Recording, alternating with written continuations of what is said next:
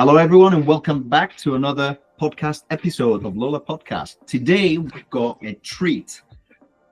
So, we have a founder and creative director on the line, Vahakn Vorperian. He is the leading light in the stills post-production industry, and he has spent the last decade, is that fair to say? Longer.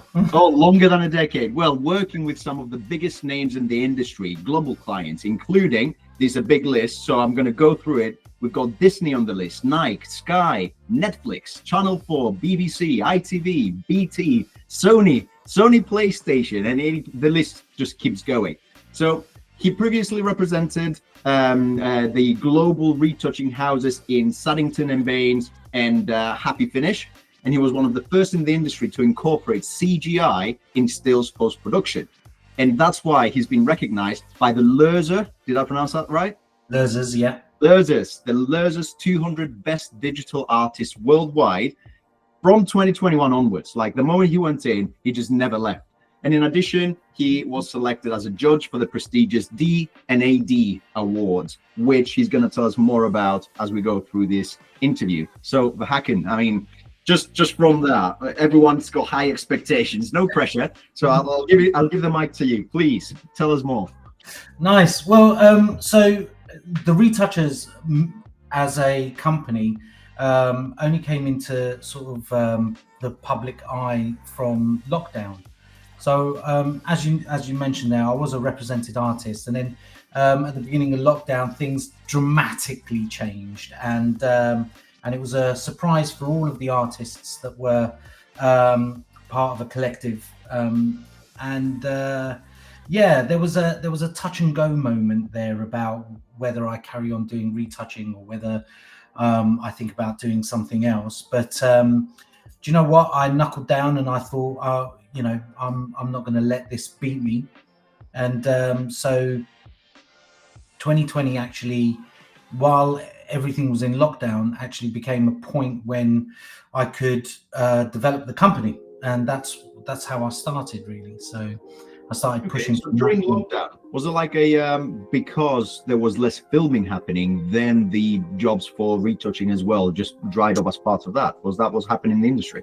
Yeah, it pretty much everything pretty much dried up. That said, I ended up doing one of the biggest campaigns in England at the time, which was an NHS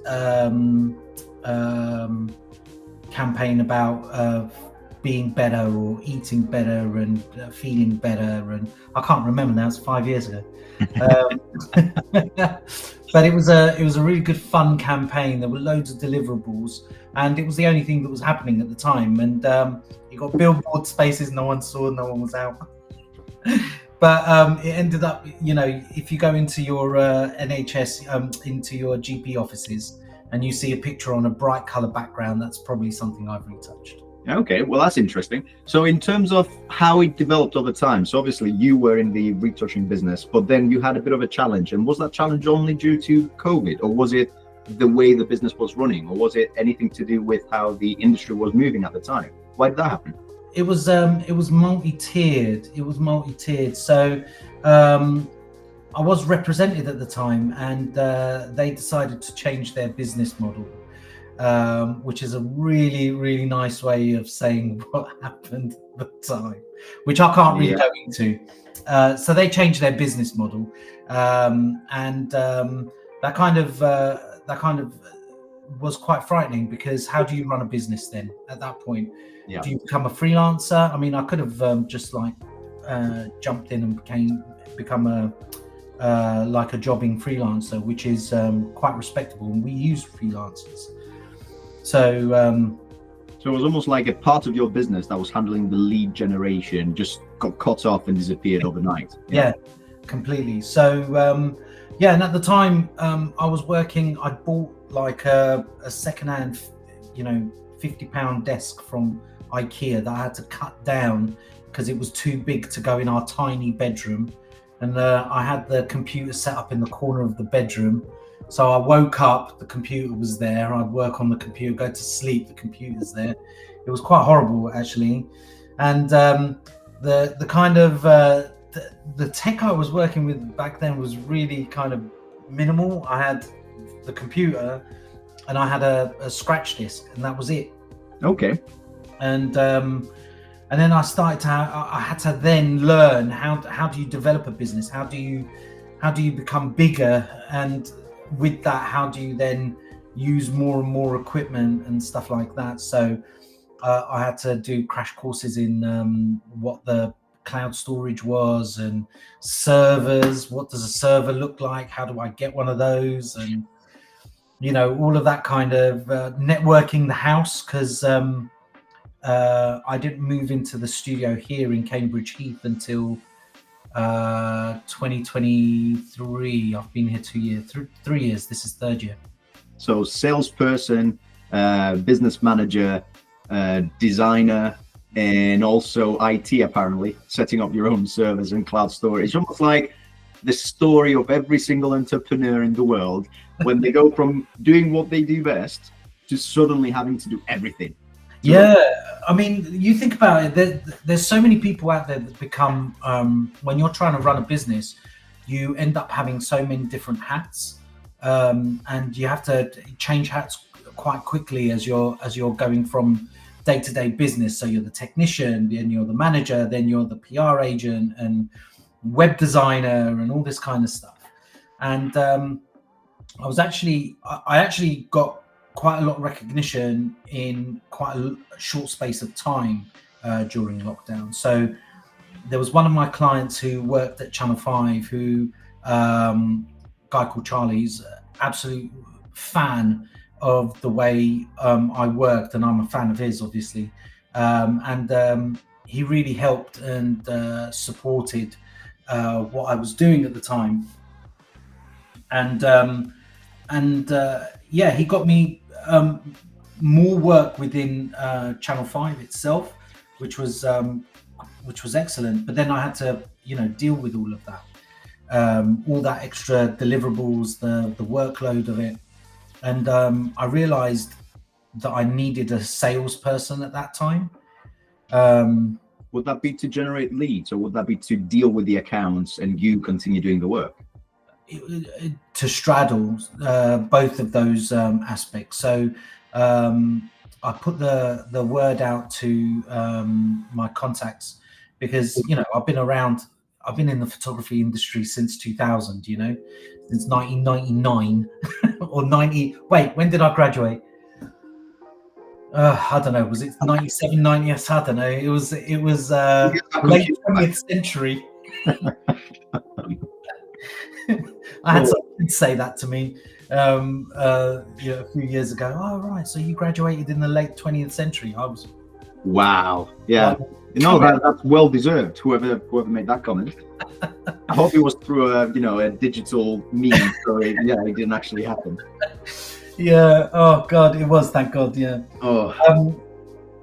But yeah. So just to jump on that for a minute, it's a weird thing for people that have gone through all the changes of tech, pretty much. Because if you go before that, you're talking about industrial revolution stuff. You're talking about mechanics rather than digital, and then digital in the 90s was only just starting to pick up as a more consumer aspect, because military and government operations and big organizations were using digital all the way back in the 60s, 70s. But then suddenly, from 90s onwards, when I say 90s, early 90s, it just started accelerating. And from that point, just think back, the phones in the 90s, walking around with a big antenna on your phone, that was the norm.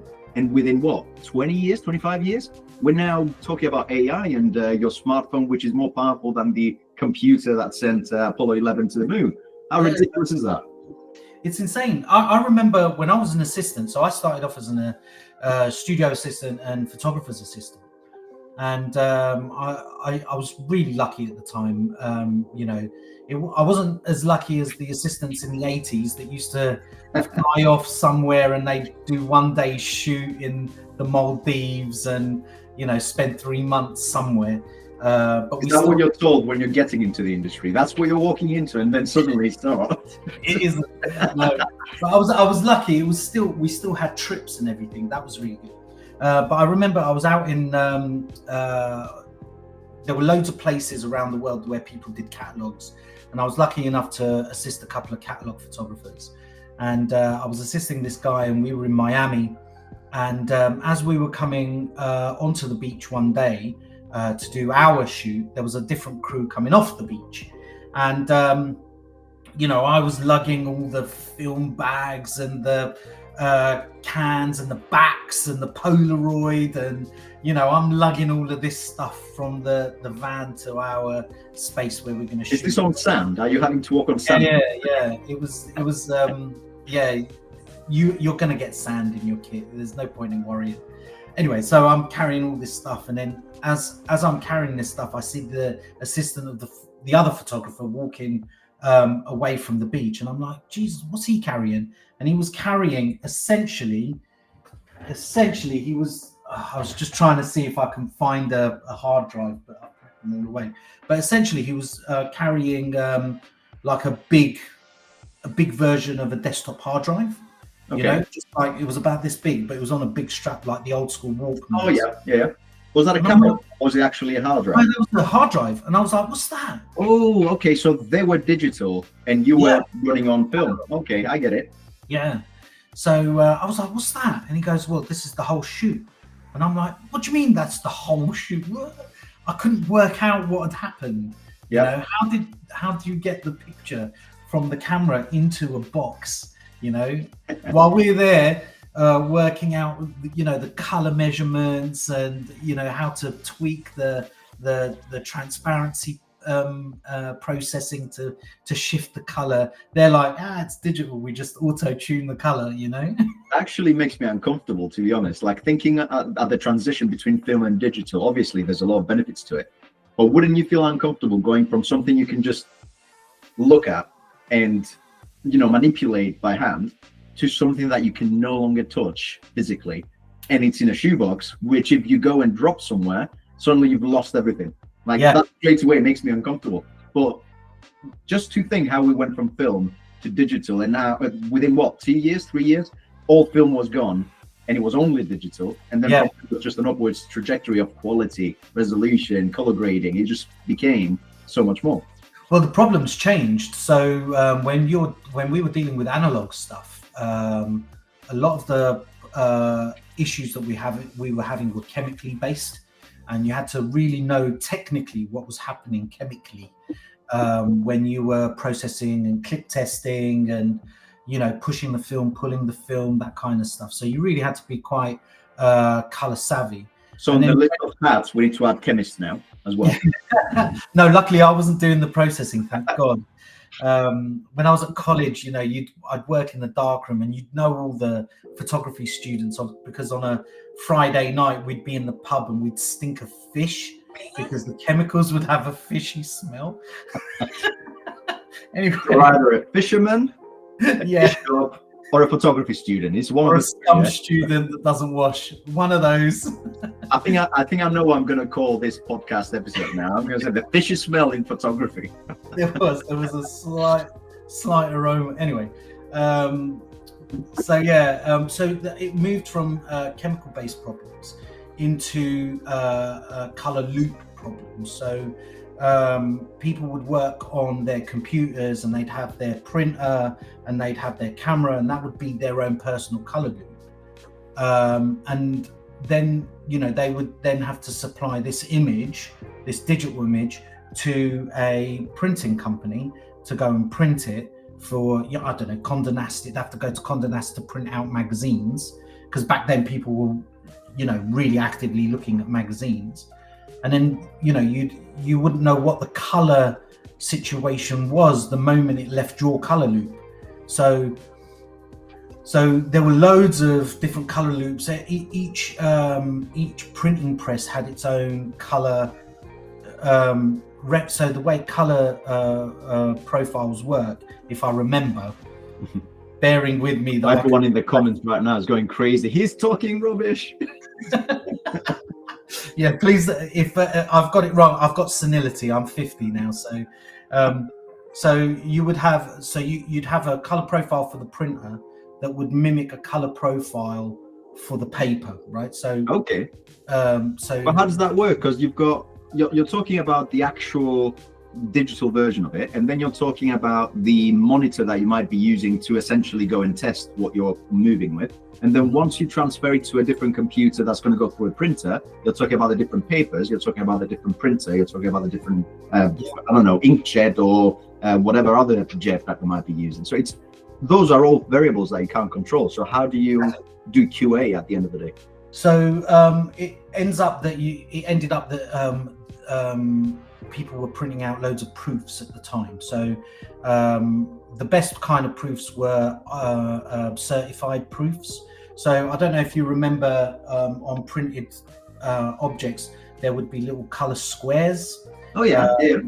So those little color squares would then be read by a reader that would say there's this amount of magenta, there's this amount of cyan, there's this amount of yellow, and then the combination of that makes this kind of brown, this kind of yellow, this kind of green, so there would be a whole bunch of like a color chart basically.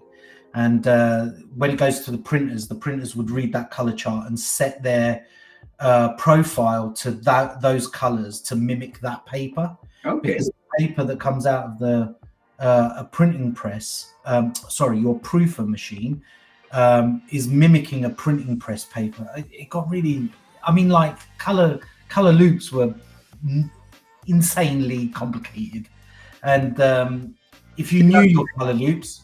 Did that change from analog to digital, or was it essentially the same process the moment it left you? No, it changed.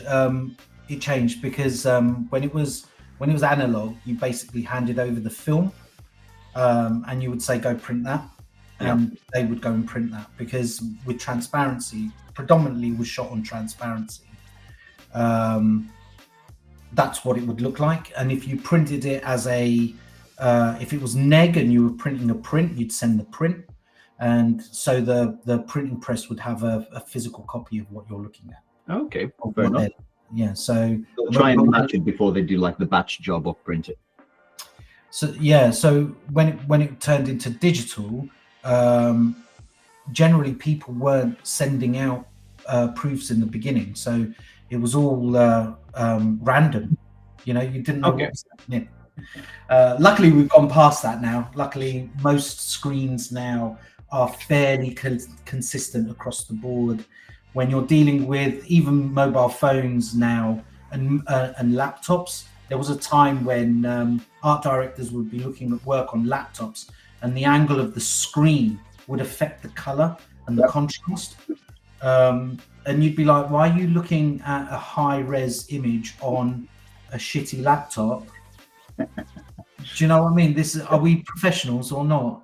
Whereas now it's far more consistent. Of course. Well, that's progressed. Then we've talked about the past, and that led through about the journey through COVID, and then that was basically the making of the business as you being the core of it and building it up from inside out, rather than having reliance on external factors. And then from there, you had the Channel 5. Would you call it a break, or would you call it a build-up of?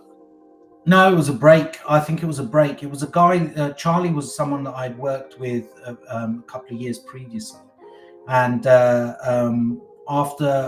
once COVID hit, I was emailing loads, in the beginning. Hey, I'm free. And no one's working. Hey, is there no work? I'm shocked, but with TV, thankfully, with TV, people were still making stuff, and there's such a lead up to TV programs. There were still images that needed to be done in order for there to be stuff in 2021. They have a bigger lead than magazines or print. So big shout out to Charlie, wherever you might be, Charlie. Yeah, legend. He's still at Channel 5, so he's a legend, very, very much a legend. So from there, you led to today, essentially. But do you have we're talking about this before we started the call, about the vision you've got of the company, the why you do things the way you do. Because when you're talking about, color grading and retouching and fixing any image to be in a certain way, there's always a bit of a connotation of why you're doing that. And depending on the industry you're in or the final product you're trying to bring out, then you'll do things slightly differently. So with you, what's your What is your mindset when you do your work? Why do you do it the way you do it? Why do I do it the way I do it? Well, the first reason I do the work the way I do it is because I do it properly. Yes. Well, I'll do it properly. One thing that modern technology has started to affect the industry with, especially with these AI algorithms that we've got within Photoshop, for example, the selection tools in particular. One of the things that I'm finding is that people will use these selection tools and not realize that the selection tools are not intelligent. So they'll select a person and they'll go, hey, that's great, let's put that in a billboard, and then when you start looking at the image itself, the cutout itself, the algorithm hasn't recognized that there are highlights that are just they're like half a point difference between the edge of the skin and the background, and then you'll get like bits bitten in, or it won't recognize that there's a pattern somewhere and it will bite into or not bite in enough on a selection. So I'm seeing that there's something called finishing when you're doing film posters or key art for film and TV. There are other design companies that will design and go through quite a long process, but those designers, they're not retouchers, so when they're doing the work, they're not using the correct tools for the correct point in the retouch, which is why there's an industry that's been created called finishing, where the designers will hand over a file to a retoucher and they'll rebuild the file properly, basically. But that's becoming more and more prevalent as people are becoming less and less visually aware of what they're producing. And I've written several posts about this on LinkedIn, where I'm talking about we have to change the way we look at images. We have to learn a better visual language, because one, we can't trust what we're seeing anymore in terms of AI. And then when AI does specific returns, there are so many flaws in that AI that people aren't picking up on or refusing to see because they're scrolling so quickly. There's a kind of mentality now where it's good enough, that can go out. And that's just not the way I work, man. I can't work that's good enough. It's either you do it properly or go home. What's wrong with being professional? What's wrong? Where's the artistry? Where's the craft going? These young people, these young artists that are going to art school, what are they learning? Yes.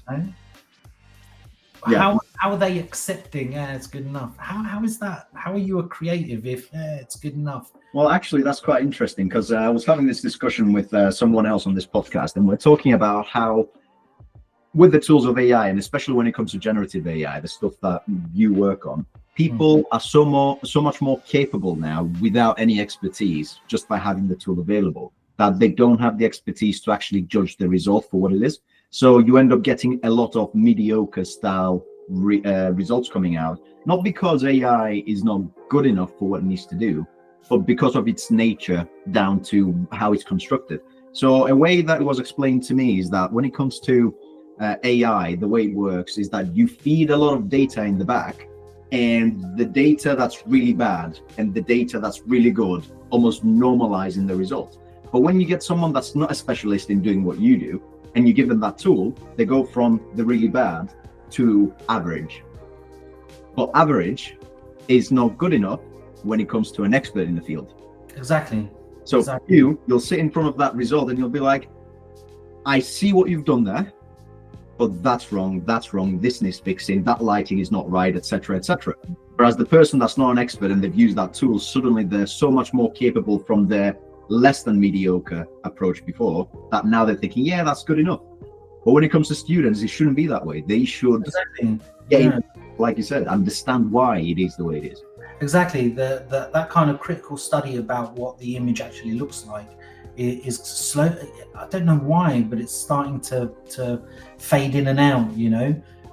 There was an electrical engineer I was chatting to just as AI was starting to become more and more prevalent, and I was discussing with him about how he used AI.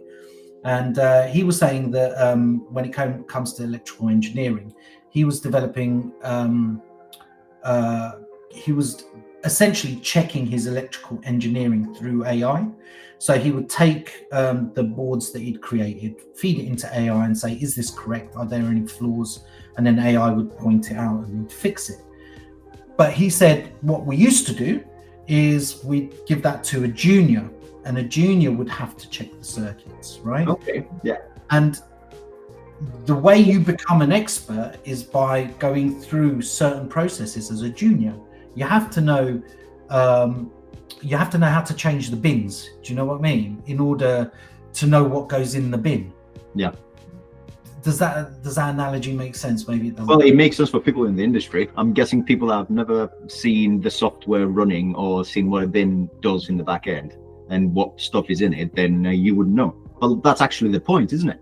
Because if you jump ahead and you skip that point to being an expert, then when something is not quite right, you don't know where it's coming from.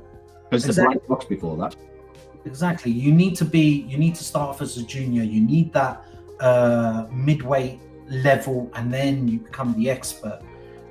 Because you need that tuition, that life tuition, that career tuition, in order to see what you're making, how you're making it, and what the result is, what the critique is afterwards.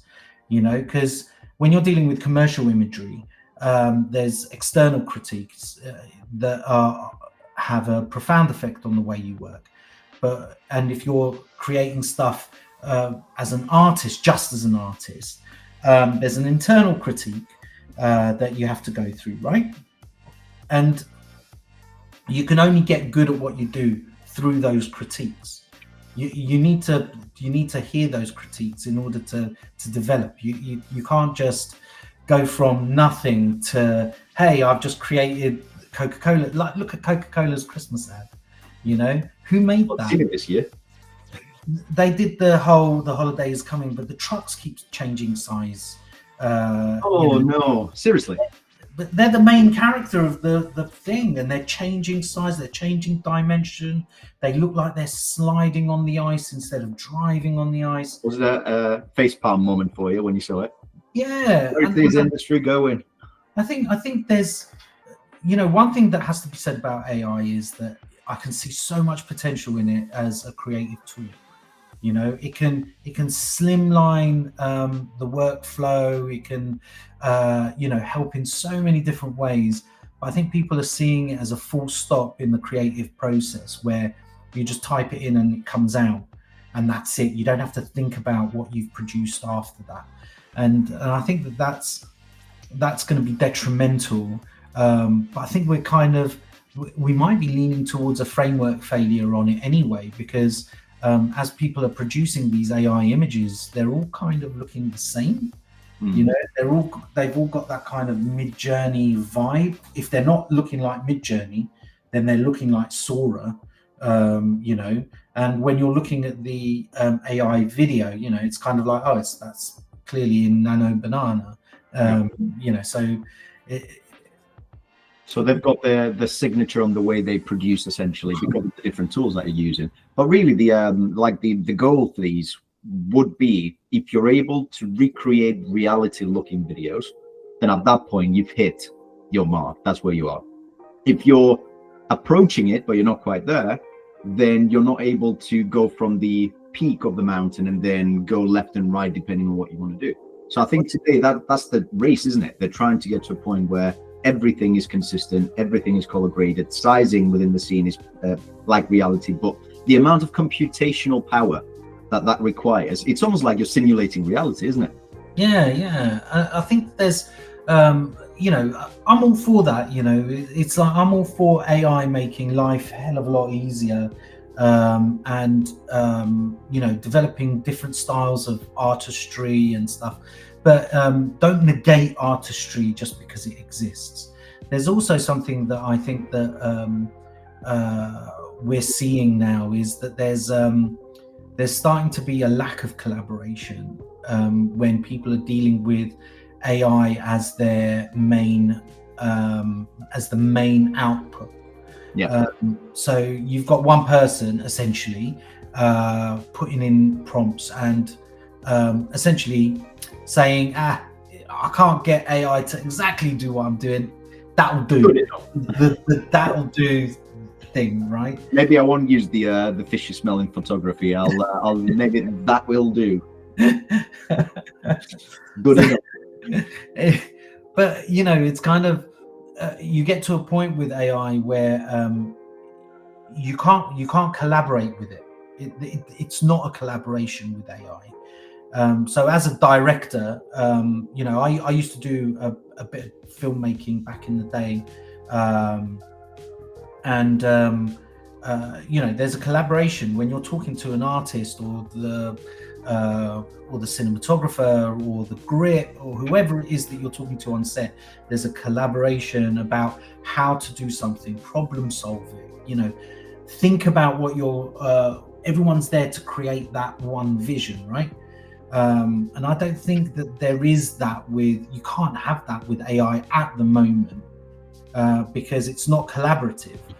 Also, it's changing so quickly. It's not really part of a toolkit at the moment. It can only be used as a full stop because you can't use it as a toolkit.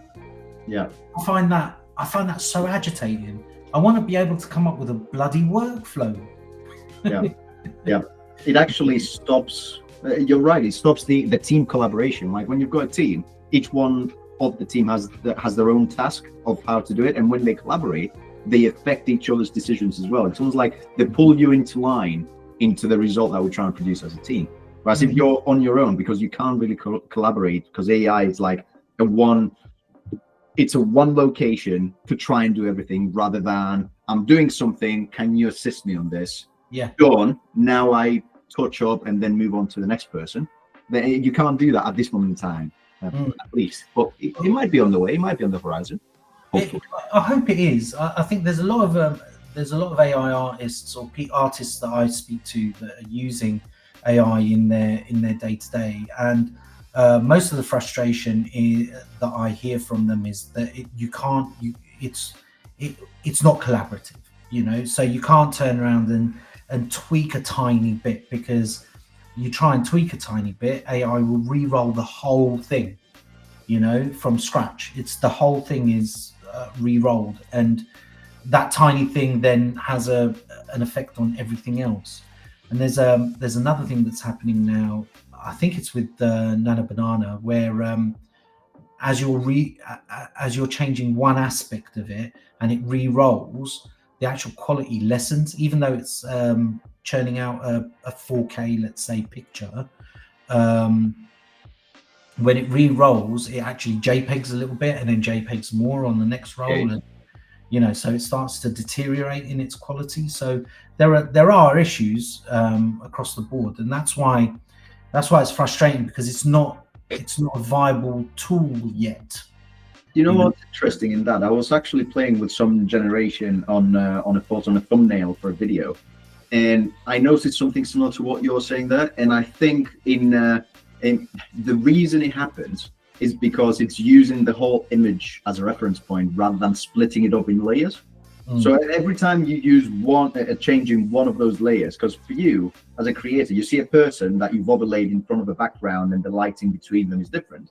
If you go and say, well, actually the lighting of that person needs to change to match from one location to another, as far as AI is concerned, there's the photo, that's an integrated thing, and now it's trying to change something, but also everything else changes with it.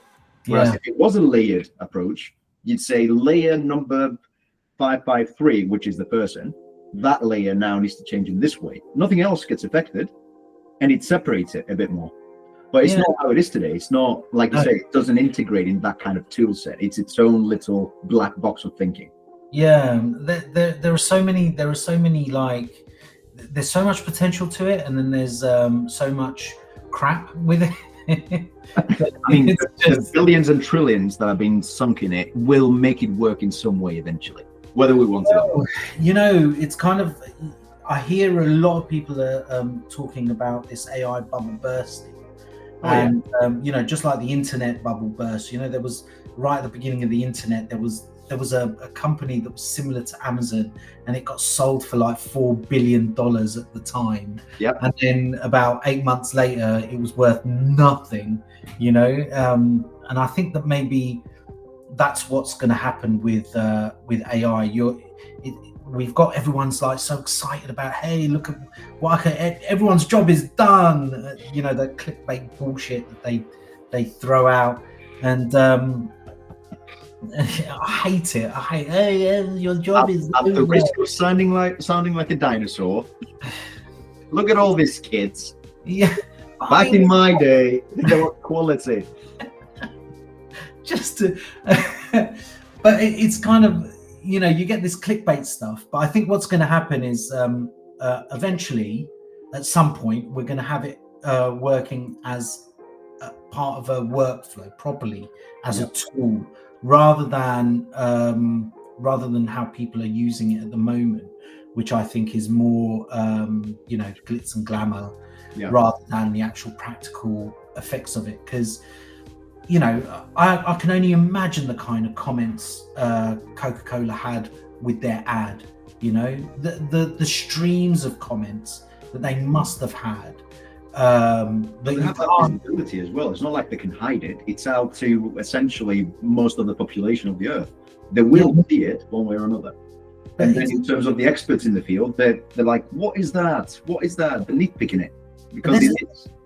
There is a backlash to that now. There are artists out there that are in the music industry. There are artists out there now that are producing albums that are guaranteed no AI, that are using you know, actual, you know, that this is their pitch now.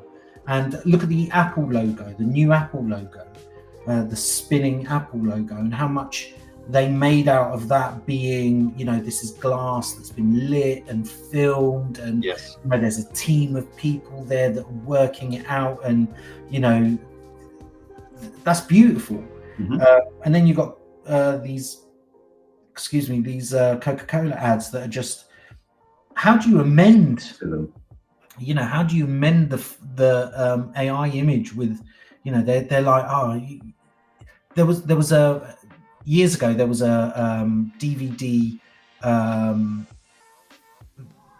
extra for Pirates of the Caribbean, which is the one with the guy with all the tentacle face, and the second one I think it is. And the chest.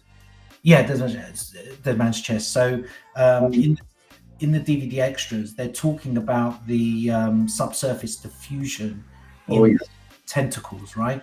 How much light is coming through the virtual skin. Transparency of it, yeah. And they're having this discussion about that and how to control that. And you can't have that kind of discussion with someone that's using AI. You can't tweak things like that. You can't.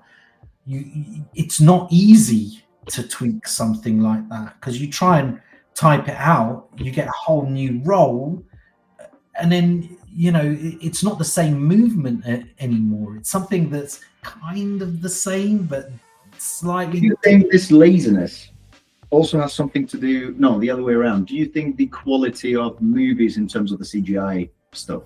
Because there's been a lot of discussion around CGI in the 2010s versus CGI in 2025. And Marvel has been hammered by the latest movies that they're bringing out. And they're like comparing the Iron Man movie coming out to the CGI that you see today. And you're thinking, how was that CGI 15 years ago and today we're so much more capable? And this is what CGI looks like, just looks like crap. That's the way the industry's been farmed. So when you're looking at TV and the CG shots they have in TV shows and in films, because it's not just, you know, it's not just someone making Iron Man and saying, hey, we've got our own team. They'll go off to ILM, they'll go off to DNEG, they'll go off to all these other companies with hundreds of artists that will be working along on those shots, you know. Yeah. And what the industry's done is, because there's hundreds of people, they've kind of taken decent timelines and squashed them and squashed them and squashed them and squashed them. So you end up having like 100 people team getting burnt out in like, you know, 3 months trying to push out a film. That's why you end up with like really terrible CG, like Superman's mouth. You know, there was a whole thing about that because he had a beard or a tash or something, and they had to remove it, but they only had like, I don't know, maybe a couple of days to do it because the film was going out or something. It's some ridiculous timeline. So they've kind of killed themselves in that because they've shrunk their timelines. That's why the CG now isn't as beautiful as the CG in the early days. People take time over that. Okay, very interesting. So back to the podcast. Oh, sorry. But yeah, we're in the podcast. Yeah. If we continue like this, we've got 2 hours ahead of us, don't we? So in terms of your business then, obviously you were where you started, you've gone through COVID, you came to today, the tools today and the way they're changing in terms of the AI stuff. What about your actual hardware? Like when you came to back in the day, you said you had a PC in your room and a hard drive. Yeah. That's all you needed. How does that expand when you have a team? How do they work with you? How do you collaborate? The servers you were talking about, how did they come into play? What are the tools? All right, so the actual physical hardware, I don't have too much of that anymore. You know, I've obviously got my screens on my computer. I've got scratch disk. I've got a small server here that I have live jobs on. It's on a cascade, so that you know, I'm not going to lose any live jobs. But the moment, well, not the moment, but I do archiving every so often. It's timed so that a whole heap of stuff ends up in the cloud. So is that like your backup and insurance type of thing? Yeah, well, I have to. It's known that. So let's say I'm doing. I did a TV series 3 years ago, and they want to use some of the assets from that TV series in the new TV series. I'll have to de-archive that old TV series, you know. So I can't really, in our line of work, you can't really get rid of files and stuff like that.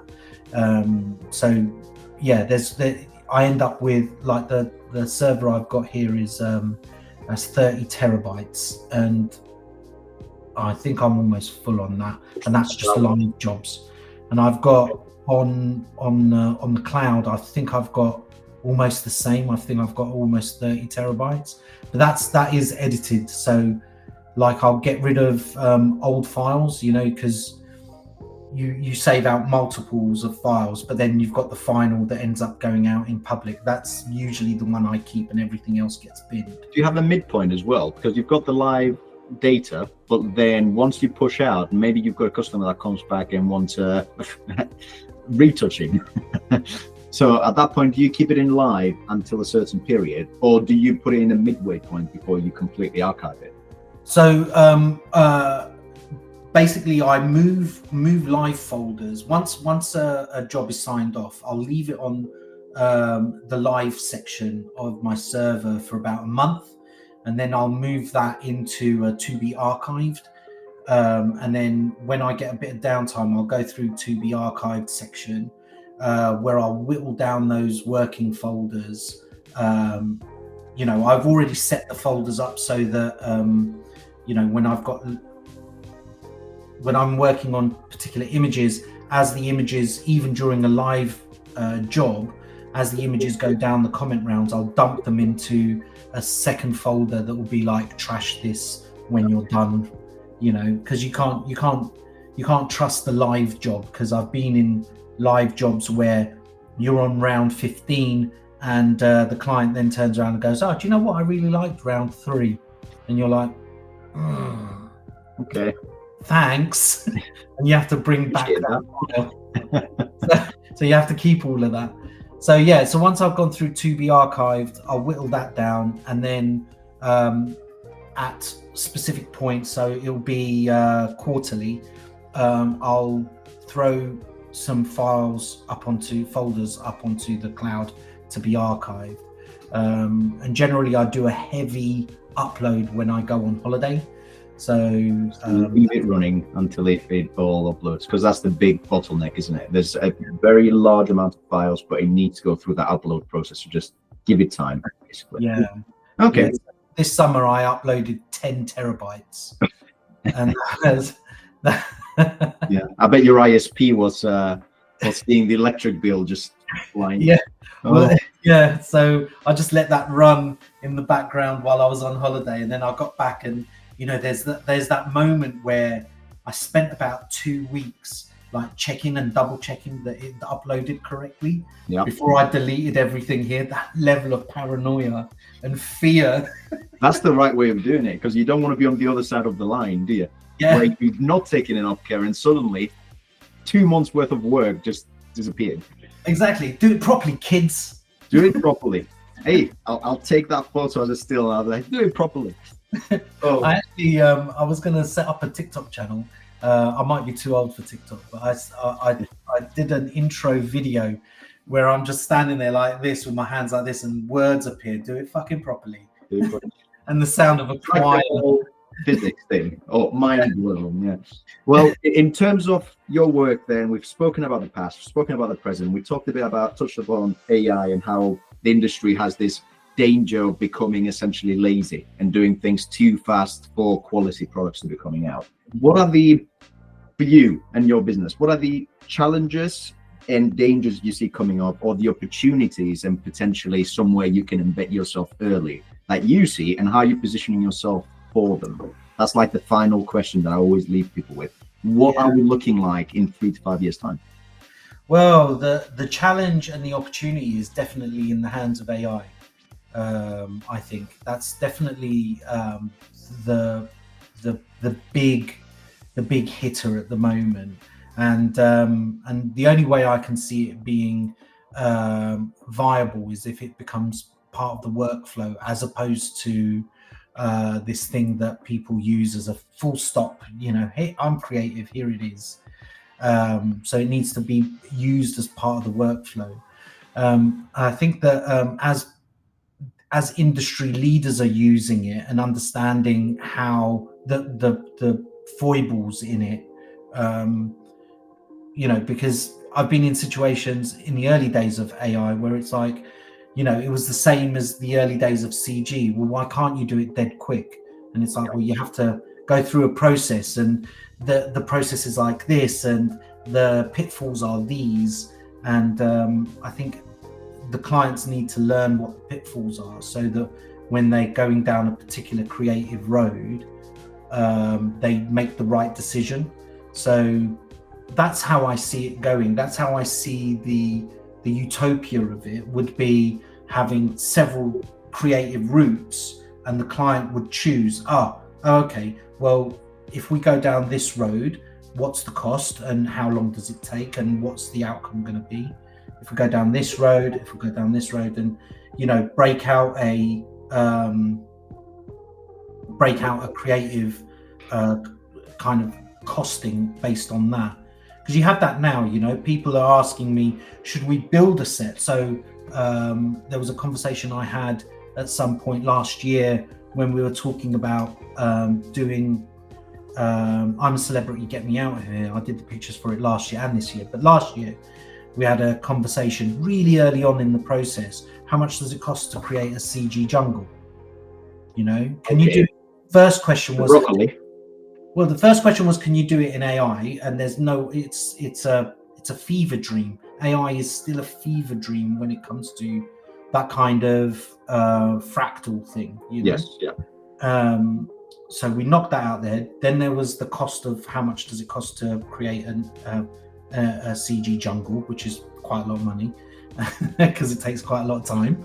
And then there's how do you do it in on set, and how much that costs and how effective that will be. So we found a compromise with that last year. So what was the outcome? Is it just run your essentially your drone and then work on that? Is that how you do it? What do you mean, run my drone? As in, you take a drone up to the jungle and you actually take the filming and then you play on that video. No, I only wish that I got trips out to a jungle. Bloody hell, that would be amazing. No, they ended next up. year is South Africa, isn't it? For celebrity. Is it? I've not. You know I saw what? an advert for it. 2026. I'm a celebrity. Get me out of here, South Africa. Ah, well, you know, I've never watched an episode. Seriously, is that why it's so rubbish? Well, I'm a little. I love zombies, but I get a bit squeamish watching. Wow. I'm all right with like blood and brains and all that kind of stuff, but when it comes Just not popping fish eyes in your mouth. to eating sheep's balls and stuff, come on. Hey, people watch it. It's popular for a reason. There's some kind of attraction to it. Well, there you go. So, would you say then that the danger is the laziness and the opportunity is for you to have a proper workflow that embeds the automations in a way that optimizes the workflow rather than replacing it completely? Yeah, the danger is not so much laziness; it's not understanding or missing out on that critique and that kind of collaboration. I think that's the danger. The biggest danger is not being collaborative. Okay. Have you heard about the potential for using AIs as a essentially for them to criticize themselves as they're working on a job? So it's almost like when you ask it to do something, it does it, but then there's a layer of a secondary brain coming through and saying, what's the result I've done there? And critique the work of the other one. And then it becomes a bit of a collaboration between AI agents. Have you ever tried to collaborate with ChatGPT, for example? Because it works okay with language models. Yeah. Because you can have a conversation. Essentially, it's like a conversation. But with language models, I think they're kind of already geared to appease you and to rub your ego nicely and all that kind of stuff. Oh, you should see my prompt that I put on ChatGPT. I just told it no fluff, no be shit. Yeah. And then it becomes a bit of just tell me how it is. Don't try and make me happy. I don't care about that. Just be brutal with me. And that kind of worked. But I also added stop putting M dashes and N dashes. No one does that. It doesn't stop. It keeps throwing them in there. It ignores. This is what's frustrating. Here's a clear instruction, and then it completely ignores the clear instruction. I've got ChatGPT set up in a similar way, but what I've noticed is that the longer you have that one conversation, the more of a fever dream ChatGPT is, doesn't it? Yeah. It just loses its mind, like you know, and then you call it out, and it'll be like, "Haha, yes, you did catch me out. I wasn't lying, but I just," and then it will repeat itself, and it's like, what is this weird? Yeah, it's only been around properly for the last 6 years. So yeah, give it time. I mean, if you see what we've done in the last 25 years, let's see how it evolves in the next 5 years. Yeah. I've got high hopes. I've got high hopes that it will be, a good tool in our creative belt rather than destroying the world. As we hey, you don't know. There's still time. So, last words. Vahakn, it was an amazing discussion. I mean, it went for 55 minutes, so we did well. I hope people are like, I hope they don't get bored. You'll see in the YouTube analytics, it'll be like watching, drop off. He started to badmouth the lazy people. Yeah, all the lazy people are watching this podcast. How dare you? How dare you? So, any last words before we close it for today? No, I just want to say thank you, Roger. Yeah, it was nice to have this discussion. Definitely, and hopefully we'll do it live at some point. I've got my setup in the studio here, and I've never managed to bring someone in yet because we're up in Manchester, and most people are like down south. So I'll try and bring people up again. Yeah, well, Manchester, you know. You're gonna say you're here next month now, aren't you?